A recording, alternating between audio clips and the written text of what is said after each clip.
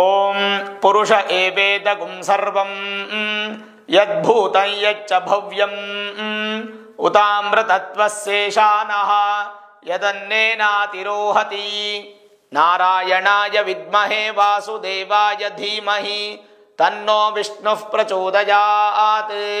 ಶ್ರೀ ಗುರುಭ್ಯೋ ನಮಃ. ಹರಿ ಓಂ. ಆತ್ಮೀಯ ಪ್ರಿಯ ಪ್ರೇಕ್ಷಕ ಮಿತ್ರರೇ, ನಿಮ್ಮೆಲ್ಲರ ಜೀವನ ಸುಖಕರ, ಸಮೃದ್ಧಿಕರ, ಲಾಭಕರವಾಗಿರಲಿ ಅಂತ ನನ್ನ ಆರಾಧ್ಯ ದೇವಿ ಹೊರನಾಡು ಅನ್ನಪೂರ್ಣೇಶ್ವರಿಯ ಪಾದಗಳಿಗೆ ನಮಸ್ಕರಿಸ್ತಾ, ಪ್ರಿಯ ಪ್ರೇಕ್ಷಕ ಮಿತ್ರರೇ, ವೃಷಭ ರಾಶಿ ಫೆಬ್ರವರಿ ತಿಂಗಳ ಮಾಸ ಭವಿಷ್ಯ ಹೇಗಿದೆ ಎನ್ನುವಂಥದ್ದನ್ನು ಈ ವಿಡಿಯೋಲ್ಲಿ ನಾವು ನೋಡೋಣ. ವೃಷಭ ರಾಶಿಯವರಿಗೆ ರಾಶಿಯಲ್ಲೇ ಗುರು ಇರತಕ್ಕಂಥದ್ದು, ಅಂದರೆ ಜನ್ಮಗುರು ಮಹಾದುಃಖಂ ಅಂತೇಳಿ ಹಲವಾರು ಗ್ರಂಥಗಳಲ್ಲಿ ಹೇಳುತ್ತೆ.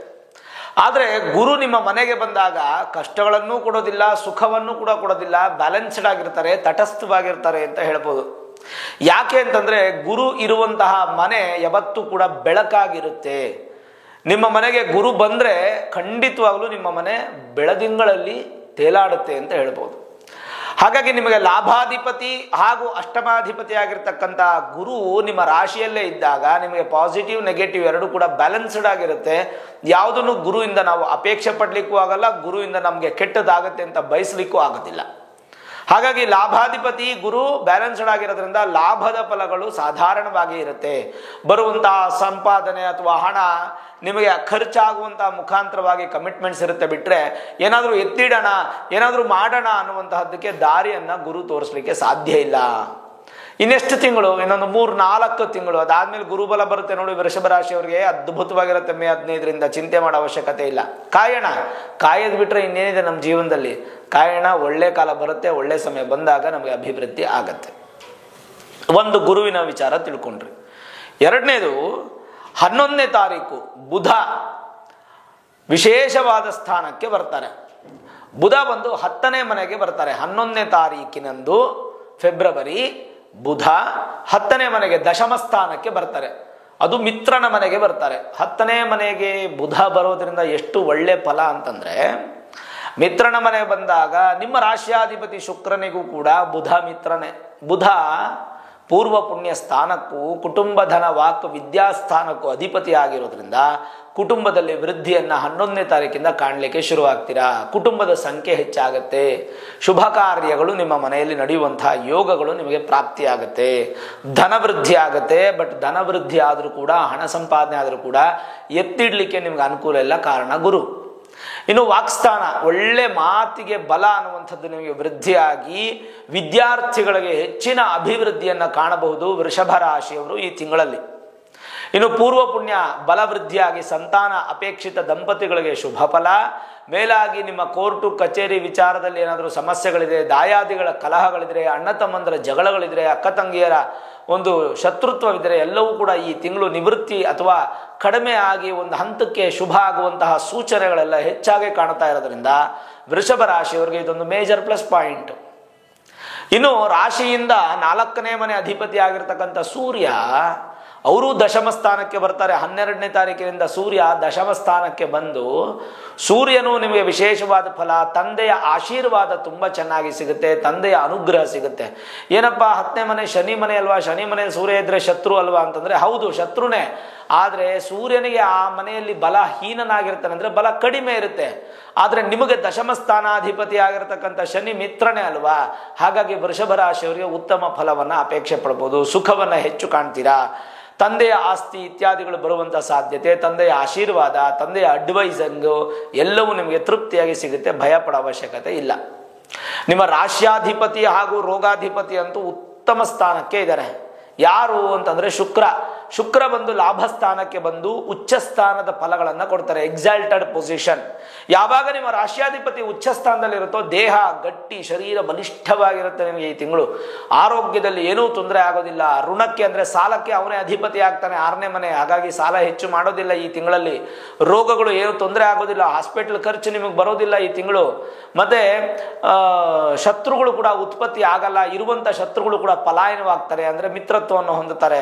ಯಾವುದೇ ಥರದ ಭಯ ಅವಶ್ಯಕತೆ ಇಲ್ಲ. ಸುಖ ನಿದ್ರೆ, ಸುಖ ಭೋಜನ, ಸುಖ ಅನ್ನುವಂಥದ್ದು ಹೆಚ್ಚು ಕಾಣಲಿಕ್ಕೆ ಈ ತಿಂಗಳು ನಿಮಗೆ ಗ್ರಹ ಸ್ಥಿತಿಗಳು ತುಂಬ ಚೆನ್ನಾಗಿ ಸಪೋರ್ಟ್ ಮಾಡ್ತಾ ಇದೆ ವೃಷಭ ರಾಶಿಯವರಿಗೆ. ಇನ್ನು ಲಾಭಸ್ಥಾನದಲ್ಲಿರ್ತಕ್ಕಂಥ ಶುಕ್ರ ಯಥೇಚ್ಛವಾದ ಫಲಗಳನ್ನು ಕೊಡ್ತಾನೆ. ಜೊತೆಗೆ ರಾಹುನು ಸೇರೋದ್ರಿಂದ ದಿಢೀರಂತ ನಿಮ್ಮ ಕೆಲಸಗಳನ್ನು ಪೂರ್ತಿ ಮಾಡ್ತಾನೆ. 5ನೇ ಮನೆಯಲ್ಲಿ ಕೇತು ಇರೋದ್ರಿಂದ ಸ್ವಲ್ಪ ಮಟ್ಟಿಗೆ ಎಲ್ಲೋ ಒಂದು ಕಡೆ ನಿಮ್ಮ ವ್ಯಾಪಾರ ವ್ಯವಹಾರದಲ್ಲಿ ಹಿನ್ನಡೆ ಅಥವಾ ಮೋಸ ಹೋಗುವಂಥದ್ದು ಅಥವಾ ಮಿಸ್ ಆಗುವಂತಹದ್ದು, ನಿಮ್ಮ ಬೆಲೆ ಬಾಳುವ ವಸ್ತುಗಳು ನಿಮ್ಮಿಂದ ದೂರ ಆಗುವಂಥದ್ದು, ಇದೆಲ್ಲ ಸಾಧ್ಯತೆಗಳು ಹೆಚ್ಚಾಗಿರುತ್ತೆ. ಜೊತೆಗೆ ನಿಮ್ಮ ರಾಶಿಯಿಂದ 12 ಮತ್ತು 7ನೇ ಮನೆ ಅಧಿಪತಿ ಆಗಿರ್ತಕ್ಕಂಥ ಕುಜ 2ನೇ ಮನೆಯಲ್ಲಿ ದ್ವಿತೀಯ ಸ್ಥಾನದಲ್ಲಿದ್ದಾರೆ. ಅಂದರೆ ಕುಜ ದೋಷವನ್ನು ಹೊಂದಿರತಕ್ಕಂಥ ರಾಶಿ ಯಾವುದು ಈ ತಿಂಗಳಲ್ಲಿ ಅಂದರೆ ಅದು ವೃಷಭ ರಾಶಿ. ಕುಜ ದೋಷ ಇದೆ, ಸ್ವಲ್ಪ ಹುಷಾರಾಗಿರ್ತಕ್ಕಂಥದ್ದು ಒಳ್ಳೆಯದು. ಕೋಪ ಜಾಸ್ತಿ ಬರುತ್ತೆ, ಆತ್ರದ ನಿರ್ಧಾರಗಳು, ದಿಢೀರಂತ ಕೂಗಾಡ್ಬಿಡೋದು, ಕೋಪ ಮಾಡ್ಕೊಂಡ್ಬಿಡೋದು, ಅದೆಲ್ಲ ನಿಮಗೆ ಇದು ಒಳ್ಳೆ ಆರೋಗ್ಯಕರವಾದಂಥ ಬೆಳವಣಿಗೆ ಅಲ್ಲ. ಹಾಗಾಗಿ ಸಾಧ್ಯವಾದಷ್ಟು ನೀವು ಉತ್ತಮವಾದ ಜೀವನವನ್ನು ನೀವು ಅನುಭವಿಸಬೇಕು ಅಂತಂದರೆ ಈ ತಿಂಗಳು ನೀವು ಶಾಂತತೆಯನ್ನು ಕಾಪಾಡಿ. ಹೆಚ್ಚು ಕೆಂಪು ವಸ್ತ್ರಗಳನ್ನು, ಹೆಚ್ಚು ನೀಲಿ ಬಣ್ಣದ ವಸ್ತ್ರಗಳನ್ನು, ಆಮೇಲೆ ಆ್ಯಶ್ ಕಲರ್ ಅಂತೀವಲ್ಲ ಗ್ರೇ ಬಣ್ಣದ ವಸ್ತ್ರಗಳನ್ನು ಈ ಒಂದು ತಿಂಗಳಲ್ಲಿ ಜಾಸ್ತಿ ಉಪಯೋಗಿಸ್ಬೇಡಿ. ಸಾಧ್ಯವಾದಷ್ಟು ವೈಟನ್ನು ಯೂಸ್ ಮಾಡಿ. ವೈಟನ್ನು ಯೂಸ್ ಮಾಡಿದಷ್ಟು ಕೋಪ ಕಮ್ಮಿ ಆಗುತ್ತೆ, ಶಾಂತತೆ ಬರುತ್ತೆ. ಅದರಿಂದ ನಿಮಗೆ ಮತ್ತಷ್ಟು ಉತ್ಪತ್ತಿ ಪಾಸಿಟಿವ್ ಆಗಿ ಶುಭ ಫಲಗಳು ನಿಮಗೆ ಪ್ರಾಪ್ತಿಯಾಗುತ್ತೆ. ಅದರಲ್ಲಿ ಸಂದೇಹನೇ ಇಲ್ಲ. ಯಾವುದೇ ಥರದ ಯೋಚನೆ ಮಾಡೋ ಅವಶ್ಯಕತೆ ಇಲ್ಲ, ಚಿಂತೆ ಮಾಡೋ ಅವಶ್ಯಕತೆ ಇಲ್ಲ. 2ನೇ ಮನೆ ಕುಜ ಇರೋದ್ರಿಂದ ಏನು ಮಾಡಬೇಕು, ತಿಂಗಳಿಗೊಮ್ಮೆ ಅಥವಾ ಒಂದು ಪ್ರತಿ ಮಂಗಳವಾರದ ದಿನ ನವಗ್ರಹ ಇರುವಂಥ ದೇವಸ್ಥಾನಕ್ಕೆ ಹೋಗಿ ದಕ್ಷಿಣ ಕಡೆ ಮುಖ ಮಾಡಿ ನಿಂತಿರ್ತಕ್ಕಂಥ ಗ್ರಹ ಕುಜ ಗ್ರಹ. ಕೆಂಪು ಹೂವನ್ನು ಒಂದಷ್ಟು ತೊಗೊಂಡೋಗಿ, 1-2 ಕೈ ಹಿಡಿಯೋಷ್ಟು ಕೆಂಪು ಹೂವನ್ನು ತೊಗೊಂಡೋಗಿ ಅರ್ಚಕರಿಗೆ ಹೇಳಿ ಒಂದು ಅರ್ಚನೆ ಮಾಡೋಕ್ಕೆ ಹೇಳಿ ಅರ್ಚನೆ ಮಾಡಿಕೊಡ್ತಾರೆ ಕುಜ ಗ್ರಹಕ್ಕೆ. ಕುಜ ಶಾಂತಿ ಆಗುತ್ತೆ ಅಷ್ಟೇ. 4 ಮಂಗಳವಾರ ಮಾಡಿದ್ರೆ ಆಯಿತು. ಆಗಲಿಲ್ಲ ತಿಂಗಳಿಗೊಮ್ಮೆ ಆದರೂ ಮಾಡಿ. ಇಲ್ಲ ಗುರುಗಳೇ ನಾನು ವಿದೇಶದಲ್ಲಿ ಇದ್ದೀನಿ, ಇಲ್ಲೆಲ್ಲೂ ನವಗ್ರಹ ಇಲ್ಲ, ಹುಡ್ಕೊಂಡು ಹೋಗೋಕ್ಕಾಗಲ್ಲ ಅಂತಂದರೆ ಸ್ಮರಣೆ ಮಾಡ್ಕೊಳ್ಳಿ. ಯೂಟ್ಯೂಬಲ್ಲಿ ಅಥವಾ ಫೇಸ್ಬುಕ್ಕಲ್ಲಿ ಅಥವಾ ಗೂಗಲಲ್ಲಿ ಎಲ್ಲ ಕಡೆ ನಿಮಗೆ ಕುಜಾಷ್ಟೋತ್ರ ಅಂತ ಸಿಗುತ್ತೆ. ನಿಮಗೆ ಮಹೀಸುತಾಯ ನಮಃ ಅಂತ ಶುರುವಾಗುತ್ತೆ ಅದು ಮಂತ್ರ, ಕುಜಾಷ್ಟೋತ್ರ. ಅದನ್ನು ಹಾಕ್ಕೊಂಡು ಕೇಳಿ. ಇಲ್ಲ ಗುರುಗಳೇ ನಂಗೆ ಬರುತ್ತೆ ಹೇಳಕ್ಕೆ ಅಂತಂದರೆ ಬನ್ನಿ, ಖಂಡಿತ ಹೇಳಿ. ಅದನ್ನು ಹೇಳೋದ್ರಿಂದ ಮತ್ತಷ್ಟು ಶುಭ ಫಲವನ್ನು ನೀವು ಪಡಿಬೋದು. ಇನ್ನು ಜನರಲೈಸ್ ಆಗಿ ನೋಡುವಂಥದ್ದಾದರೆ ಶನಿಯ ವಿಚಾರ ಹೇಳ್ತೀನಿ ನಾನು. ಜನರಲೈಸ್ ಆಗಿ ನೋಡುವಂಥದ್ದಾದರೆ ಹಣಕಾಸಿನ ವಿಚಾರದಲ್ಲಿ ಲಾಭದಾಯಕವಾಗಿರುತ್ತೆ. ಒಟ್ಟಿನಲ್ಲಿ ನಿಮ್ಮ ಆರ್ಥಿಕ ಪರಿಸ್ಥಿತಿ ಉತ್ತಮವಾಗಿರುತ್ತೆ ಈ ತಿಂಗಳು. ಆರೋಗ್ಯ ವಿಷಯದಲ್ಲೂ ಕೂಡ ಇದು ಒಳ್ಳೆಯ ಶುಭ ಕಾಲ. ಪ್ರಯಾಣ ನಿಮಗೆ ಉತ್ತಮ ಅಭಿವೃದ್ಧಿ. ಕೌಟುಂಬಿಕ ವಿಷಯಗಳಲ್ಲಿ ಅನುಕೂಲ ಆಗುತ್ತೆ. ಸಂತಾನ ಅಭಿವೃದ್ಧಿಯಾಗಿ, ಆರೋಗ್ಯ ವೃದ್ಧಿಯಾಗಿ, ವಿದ್ಯಾಭ್ಯಾಸ ಕ್ಷೇತ್ರದಲ್ಲಿ ಚೆನ್ನಾಗಿದ್ದು ಕೆಲಸದಲ್ಲಿ ಕೂಡ ಚೆನ್ನಾಗಿರುತ್ತೆ. ಅದರ ವ್ಯಾಪಾರದಲ್ಲಿ ಮಾತ್ರ ಸ್ವಲ್ಪ ತೊಂದರೆ ಆಗುತ್ತೆ. ಸಾಮಾಜಿಕ ಪರವಾದ ವಿಷಯಗಳಲ್ಲಿ ಮುನ್ನಡೆ ಸಾಧಿಸ್ತೀರಾ. ವೆಹಿಕಲ್ ಡಿಪಾರ್ಟ್ಮೆಂಟ್ ಇರ್ತಕ್ಕಂಥವ್ರು ಕೂಡ ತುಂಬ ಉತ್ತಮ. ಲ್ಯಾಂಡ್ ಡಿಪಾರ್ಟ್ಮೆಂಟ್ ಇರ್ತಕ್ಕಂಥವ್ರು ಮಾತ್ರ ಸ್ವಲ್ಪ ಸಮಸ್ಯೆ. ರಿಯಲ್ ಎಸ್ಟೇಟ್ ಇನ್ನೊಂದು ಮತ್ತೊಂದರ ಮಾತ್ರ ಸ್ವಲ್ಪ ಪ್ರಾಬ್ಲಮ್ ಆಗುತ್ತೆ. ಮತ್ತು ಮಧ್ಯ ಮಾಸ ಆದಮೇಲೆ ಅಂದರೆ ಒಂದು 14ನೇ ತಾರೀಕು ನಂತರ ಅಂತೂ ತುಂಬ ಚೆನ್ನಾಗಿರುತ್ತೆ ಅಂತ ಹೇಳ್ಬೋದು. ಕೆಲವೊಂದು ನಿಮ್ಮ ಶ್ರದ್ಧೆ ನಿಮಗೆ ಇನ್ನಷ್ಟು ಬಲಿಷ್ಠವಾದ ಫಲಗಳನ್ನು ಕೊಡುತ್ತೆ. ಮಾನಸಿಕ ಒತ್ತಡಗಳು ಬರದೇ ಇದ್ದಂಗೆ ಕೆಲವೊಂದು ಯೋಗ ಅಥವಾ ಮೆಡಿಟೇಷನ್ ಧ್ಯಾನ ಮಾಡುವಂಥದ್ದು ಉತ್ತಮ. ಸ್ವಲ್ಪ ಕೆಟ್ಟ ಸಹವಾಸಗಳನ್ನು ದೂರ ಮಾಡ್ಕೊಂಬಿಡಿ. ಯಾಕಂದರೆ 2ನೇ ಮನೆ ಕುಜ ಇರೋದ್ರಿಂದ ಕೆಟ್ಟ ಸಹವಾಸಗಳಿಂದ ಸ್ವಲ್ಪ ಬೇಸರ ಸಂಗತಿಗಳು, ಏನಾದರೂ ಸ್ವಲ್ಪ ರಕ್ತಹೀನತೆ ಇತ್ಯಾದಿಗಳು ಇದ್ದರೆ ನೀವು ಅದಕ್ಕೆ ಟ್ರೀಟ್ಮೆಂಟನ್ನು ತೊಗೊಳ್ಳುವಂಥದ್ದು ಒಳ್ಳೆಯದು. ಅದು ತುಂಬ ಇಂಪಾರ್ಟೆಂಟು. ಜೊತೆಗೆ ವ್ಯಾಯಾಮದಂಥ ವಿಷಯಗಳಲ್ಲಿ ಸ್ವಲ್ಪ ಒತ್ತಡ ನಿಮಗೆ ಕೊಡಬೇಕಾಗುತ್ತೆ, ಅಂದರೆ ಶ್ರದ್ಧೆ ಕೊಡಬೇಕಾಗತ್ತೆ. ಇನ್ನೂ ಹೇಳಬೇಕಂದ್ರೆ ದೋಷಗಳೆಲ್ಲ ನಿವೃತ್ತಿಯಾಗಿ ಐಶ್ವರ್ಯವನ್ನು ಸಂಪಾದಿಸುವಂತಹ ಒಂದು ವಿಶೇಷವಾದ ದಿನ. ಆಕಸ್ಮಿಕವಾಗಿ ನಿಮಗೆ ಕೆಲವೊಂದು ಶುಭ ಕೆಲಸಗಳು, ಕೆಲವೊಂದು ಕಾರ್ಯಗಳು ನಿಮ್ಮನ್ನು ಸಫಲತೆ ಮಾಡುತ್ತೆ. ಆರ್ಥಿಕ ವಿಚಾರದಲ್ಲಿ ವಿಶೇಷ ಗಮನ ನಿಮಗೆ ಸಿಗುತ್ತೆ. ಅತ್ಯವಶ್ಯಕ ವಸ್ತುಗಳನ್ನು ನೀವು ಖರೀದಿ ಮಾಡ್ತೀರಾ. ಅನಾವಶ್ಯಕ ಖರ್ಚುಗಳನ್ನು ದೂರ ಮಾಡ್ಕೋತೀರಾ. ಕಮಿಟ್ಮೆಂಟು ಕರೆಕ್ಟಾಗಿರುತ್ತೆ ನಿಮ್ಮ ಸಂಪಾದನೆಗೆ, ಖರ್ಚಿಗೆ. ಮತ್ತು ಸ್ವಲ್ಪ ಮಟ್ಟಿಗೆ ಅಭಿವೃದ್ಧಿಯನ್ನು ಕೂಡ ಕಾಣ್ತೀರಾ. ಎಕ್ಸೆಪ್ಟ್ ಕುಜ ಬಿಟ್ಟರೆ ಇನ್ಯಾವ ಗ್ರಹಗಳು ಕೂಡ ನಿಮಗೆ ಸಮಸ್ಯೆಗಳನ್ನು ಉಂಟು ಮಾಡೋದಿಲ್ಲ. ಇನ್ನು ನೋಡಿ ಶನಿ ಪರಮಾತ್ಮ, ಶನಿ ನಿಮಗೇನಾದರೂ ಭಾಗ್ಯಾಧಿಪತಿ, ದಶಮಾಧಿಪತಿ ಎರಡೂ ಕೂಡ ನಿಮ್ಗೆ ಅವರೇ. ದಶಮಾಧಿಪತಿ ದಶಮ ಸ್ಥಾನದಲ್ಲಿದ್ದಾಗ ಶುಭ ಫಲವೇ. ಉದ್ಯೋಗಕ್ಕೇನೂ ತೊಂದರೆ ಇಲ್ಲ. ಇರುವಂಥ ಉದ್ಯೋಗದಲ್ಲೂ ಸಮಸ್ಯೆ ಇಲ್ಲ. ನೂತನ ಉದ್ಯೋಗದಲ್ಲೂ ನೀವು ಹುಡುಕ್ತಾ ಇದ್ರೆ ಅದಕ್ಕೂ ಸಮಸ್ಯೆ ಇಲ್ಲ. ಆರ್ಥಿಕವಾಗಿ ಬೆಳಿತೀರಾ. ಪ್ರಮೋಷನ್ನು, ಇನ್ಕ್ರಿಮೆಂಟು ಈ ಥರದ್ದನ್ನು ಸಿಗಬಹುದು, ಚಾನ್ಸಸ್ ಜಾಸ್ತಿ ಇದೆ. ವಿದೇಶದಲ್ಲಿ ವಿದ್ಯಾಭ್ಯಾಸ ಹುಡುಕ್ತಾ ಇದ್ದೀನಿ, ವಿದೇಶದಲ್ಲಿ ಉದ್ಯೋಗ ಹುಡುಕ್ತಾ ಇದ್ದೀನಿ ಅಂದರೆ ಖಂಡಿತ ಅದ್ರ ಪ್ರಯತ್ನವೂ ನಿಮ್ಗೆ ಸಫಲತೆ ಆಗುತ್ತೆ. ಅದರಲ್ಲೂ ಕೂಡ ಸಮಸ್ಯೆ ಇಲ್ಲ. ಆಮೇಲೆ ಶನಿ ಈಗ ನಿಮಗೆ 10ನೇ ಮನೆಯಲ್ಲಿದ್ದಾರೆ. ಶನಿ ಬಂದು ದಶಮ ಸ್ಥಾನ, ಕರ್ಮಸ್ಥಾನದಲ್ಲಿದ್ದಾರೆ. ಅದೇ ಮಾರ್ಚ್ 28ನೇ ತಾರೀಕು, ಈಗ ಫೆಬ್ರವರಿ ತಿಂಗಳ ಮಾಸ ಭವಿಷ್ಯ ಹೇಳ್ತಾ ಇದ್ದೀನಿ ನಾನು. ಇನ್ನೊಂದು ಬರೋ ತಿಂಗಳ ಮಾಸ ಭವಿಷ್ಯಕ್ಕೆ ಬದಲಾವಣೆ ಆಗುತ್ತೆ. ಮಾರ್ಚ್ 28ನೇ ತಾರೀಕು ಶನಿ ನಿಮಗೆ ಲಾಭಸ್ಥಾನಕ್ಕೆ ಬರ್ತಾರೆ. 2.5 ವರ್ಷ ಲಾಭಸ್ಥಾನ ಕಣ್ರಿ, ಒಂಥರ ತುಂಬ ವಿಶೇಷವಾದ ದಿನ. ಅದಾದಮೇಲೆ ನಿಮಗೆ ನಷ್ಟಸ್ಥಾನಕ್ಕೆ ಬರ್ತಾರೆ. 7.5 ಪ್ರಾರಂಭ ಆಗುತ್ತೆ. ಅದಾದಮೇಲೆ 2027 ಜುಲೈಗೆ. ಅದೇನು ಇವಾಗ ಅವಶ್ಯಕತೆ ಇಲ್ಲ, ಈಗ ಅದ್ರ ಬಗ್ಗೆ ಟೆನ್ಷನ್ ತಗೊಳ್ಳೋ ಅವಶ್ಯಕತೆ ಇಲ್ಲ. 2.5 ವರ್ಷ ಶನಿ ಲಾಭಸ್ಥಾನದಲ್ಲಿ ಇರ್ತಾರೆ.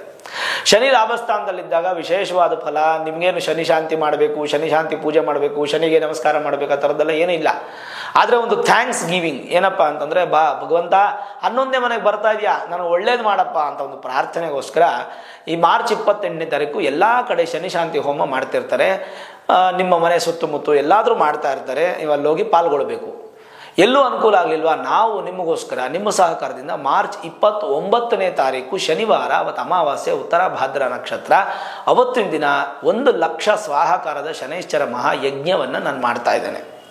ಈ ಯಜ್ಞಕ್ಕೆ ನೀವು nityasauಭಾಗ್ಯ.in ಅನ್ನುವಂತಹ ಒಂದು ವೆಬ್ಸೈಟ್ಗೆ ಲಾಗಿನ್ ಆಗಿ ಅದರಲ್ಲಿ ನೀವು 431 ರೂಪಾಯಿ ಸ್ಕ್ಯಾನರ್ ಮುಖಾಂತರ ಪೇ ಮಾಡಿ ನಿಮ್ಮ ಗೋತ್ರ, ನಕ್ಷತ್ರ, ರಾಶಿ, ಹೆಸರು, ಪಿನ್ ಕೋಡ್ ಸಮೇತವಾಗಿ ನಿಮ್ಮ ಅಡ್ರೆಸ್ಸನ್ನು ಅದರಲ್ಲಿ ಫಿಲಪ್ ಮಾಡಿ ನೀವು ಸಬ್ಮಿಟ್ ಮಾಡಿದ್ದಾದರೆ ನಿಮ್ಮ ಹೆಸರಲ್ಲಿ ಪೂಜೆ ಆಗಿ, ಸಂಕಲ್ಪ ಆಗಿ, ಹೋಮ ಆಗಿ, ಪ್ರಸಾದವಾಗಿ ಕುದುರೆ ಲಾಳ ಹಾಗೂ ಮಂತ್ರಾಕ್ಷತೆ ನಿಮ್ಮ ಮನೆಗೆ ಕೊರಿಯರ್ ಮುಖಾಂತರ ಬರುತ್ತೆ. ಈ ಒಂದು ಪೂಜೆಯನ್ನು, ಯಾಗವನ್ನು ನೀವು ಲೈವ್ ಸ್ಟ್ರೀಮ್ ಆಗಿ ಫೇಸ್ಬುಕ್ ಮತ್ತು ಯೂಟ್ಯೂಬಲ್ಲಿ ನೋಡಬಹುದು.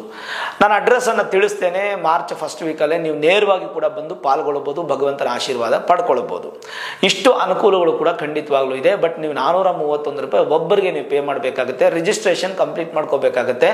ರಿಜಿಸ್ಟ್ರೇಷನ್ ಕಂಪ್ಲೀಟ್ ಮಾಡ್ಕೋಬೇಕಾದ್ರೆ ಸ್ವಲ್ಪ ಏನಾದರೂ ಕನ್ಫ್ಯೂಷನ್ಸ್ ಆಯಿತು ಅಂತಂದರೆ ಕೆಳಗಡೆ ಕಾಳ್ತಾ ಇರತಕ್ಕಂಥ ನಂಬರ್ಗಳಿದೆಯಲ್ಲ, ಟೆಲಿಕಾಲರ್ಸ್ ನಂಬರು, ಆ ನಂಬರ್ಗೆ ನೀವು ಫೋನ್ ಮಾಡಿದ್ರೆ ನಿಮಗೆ ಗೈಡ್ ಮಾಡ್ತಾರೆ, ನಿಮಗೆ ಎಜುಕೇಟ್ ಮಾಡಿ ನಿಮಗೆ ರಿಜಿಸ್ಟ್ರೇಷನ್ ಪ್ರಾಸೆಸ್ನ ಕಂಪ್ಲೀಟ್ ಮಾಡೋಕ್ಕೆ ನಿಮಗೆ ಸಹಕಾರ ಮಾಡ್ತಾರೆ, ಸಹಾಯ ಮಾಡ್ತಾರೆ. ಖಂಡಿತ ಪೂಜೆ ಮಾಡಿಸ್ಕೊಳ್ಳಿ. ಒಂದು ಥ್ಯಾಂಕ್ಸ್ ಗಿವಿಂಗ್ ಆಗುತ್ತೆ, ಪ್ರಸಾದ ನಿಮ್ಮ ಮನೆಗೆ ಬರುತ್ತೆ. ತನ್ಮೂಲಕ ಶನಿಯ ಆಗ್ರಹಕ್ಕೆ ಪಾತ್ರರಾಗದೆ ಶನಿಯ ಅನುಗ್ರಹಕ್ಕೆ ಪಾತ್ರರಾಗಿ ತುಂಬ ಚೆನ್ನಾಗಿರುತ್ತೆ. ಶನಿ ಅಂದ ಕೂಡಲೇ ಎಲ್ಲರೂ ಭಯ ಪಡ್ತಾರೆ ಕಣ್ರಿ. ಭಯ ಪಡುವಂಥದ್ದು ಏನಿದೆ? ಶನಿ ಎಷ್ಟು ಅದ್ಭುತವಾದಂಥ ಬಲಿಷ್ಠ ಅಂತಂದರೆ, ಘನಾಯ ಘನರೂಪಾಯ ಘನಾಭರಣಧಾರಿಣೆ ಘನಸಾರ ವಿಲೇಪಾಯ ಖದ್ಯೋತಾಯ ನಮೋ ನಮಃ ಹೇಳುತ್ತೆ. ನೀನು ಘನವಂತ, ಭಾರವಾಗಿರುವ, ಮಹತ್ವವಾಗಿರುವಂತಹವನು, ಕಠೋರವಾಗಿರುವ ದುಷ್ಟರನ್ನು ಯಾರೇ ಇರಲಿ, ಹೇಗೆ ಇರಲಿ, ಎಂಥವರೇ ಇರಲಿ ನಿರ್ದಾಕ್ಷಣ್ಯವಾಗಿ ಅವರನ್ನು ಪೀಡಿಸುವ ಹಾಗೂ ಅವರಿಗೆ ಶಿಕ್ಷೆ ಕೊಡುವಂತಹ ವ್ಯಕ್ತಿಯಾಗಿರ್ತೀಯ. ಅತ್ಯುತ್ತಮವಾದ ಆಭರಣಗಳನ್ನು ಶೋಭಾಯಮಾನವಾಗಿ ಘನವಂತಿಕೆಯಿಂದ ಪ್ರಕಟಿಸ್ತೀಯ. ಅಂದರೆ ಅದರ ಅರ್ಥ, ಯಾರೇ ತಪ್ಪು ಮಾಡಿರಲಿ, ಯಾರೇ ಕಷ್ಟವನ್ನು ಬೇರೆಯವರು ಕೊಟ್ಟಿರಲಿ, ಅಂಥವ್ರಿಗೆ ಶನಿ ಬಂದು ನಿರ್ದಾಕ್ಷಣ್ಯವಾಗಿ ಶಿಕ್ಷೆಯನ್ನು ಕೊಡ್ತಾನೆ. ಅಂಥವ್ರಿಗೆ ದುಃಖವನ್ನು ಪಡೆದ ಬೇರೆಯವ್ರಿಗೆ ಕೊಟ್ಟಿರ್ತಾರಲ್ಲ, ಆ ದುಃಖವನ್ನು ಶನಿ ಅವರಿಗೆ ಕೊಡ್ತಾ ಇರೋದಕ್ಕೆ ಕರ್ಮಫಲದಾತ. ಮಂದಾಯ ಮಂದ ಚೇಷ್ಟಾಯ ಮಹನೀಯ ಗುಣಾತ್ಮನೆ ಮರ್ತ್ಯಪಾವನ ಪಾದಾಯ ಮಹೇಶಾಯ ನಮೋ ನಮಃ.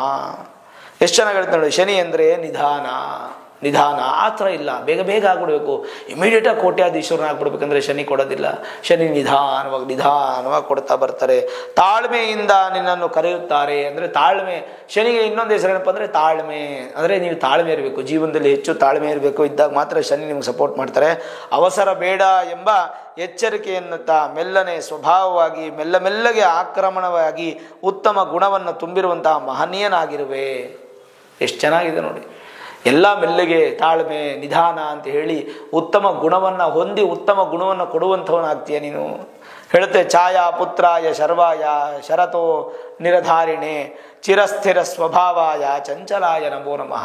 ಎಷ್ಟು ಚೆನ್ನಾಗಿ ವಾಕ್ಯ ಕೊಡುತ್ತೆ ಅಂದರೆ, ಶನಿ ಬಗ್ಗೆ ನೀವು ತಿಳ್ಕೊಳ್ಳಿ ಅಂತ ನಾನು ಒಂದೆರಡು ಮಾತು ಹೇಳ್ತಾ ಇದ್ದೀನಿ. ನಾನು ಛಾಯಾದೇವಿಯ ಮಗ ಶನಿ ಎಂಬುವನು ನಮ್ಮದಾಗಿರುವ ನೆರಳು, ಅಂದರೆ ನೆರಳಿನ ಒಂದು ಮಗ ಅಂತ ಹೇಳ್ಬೋದು. ಕೊನೆಯವರೆಗೂ ಬಿಡದೆ ಹಿಂಬಾಲಿಸುವ ಶರ್ವಾಯನು, ಶರತುರುಣಿಗಳೆಂಬ ಆಯುಧಗಳನ್ನು ಧರಿಸುವನು. ಅಂದರೆ ನಿಮ್ಮ ಜೀವನ ಅಂತ್ಯ, ಇವತ್ತು ನನ್ನ ಅಂತ್ಯ ಮುಗಿಯಿತು ಅಂದರೆ ಇವತ್ತಿನವರೆಗೂ ನಿಮ್ಮ ಜೊತೆಗೆ ಇದ್ದು, ನಿಮ್ಮ ಜೊತೆಗೆ ಸುಖ ದುಃಖಗಳಲ್ಲಿ, ಕೆಟ್ಟದ್ರಲ್ಲಿ, ಒಳ್ಳೆದರಲ್ಲಿ ಎಲ್ಲದರಲ್ಲೂ ಇರುವಂಥ ನೆರಳಾಗಿ ಶನಿ ಇರ್ತಾನೆ. ಹಾಗಾಗಿ ನಾವು ಕೆಟ್ಟದ್ದು ಮಾಡಬೇಕಾದ್ರೆ ಯೋಚನೆ ಮಾಡಬೇಕು, ಕೆಟ್ಟದ್ದು ಯೋಚನೆ ಮಾಡಬೇಕಾದ್ರೆ ಚಿಂತನೆ ಮಾಡಬೇಕು, ಕೆಟ್ಟದ್ದು ಮಾಡೋ ಹಾಗಿಲ್ಲ.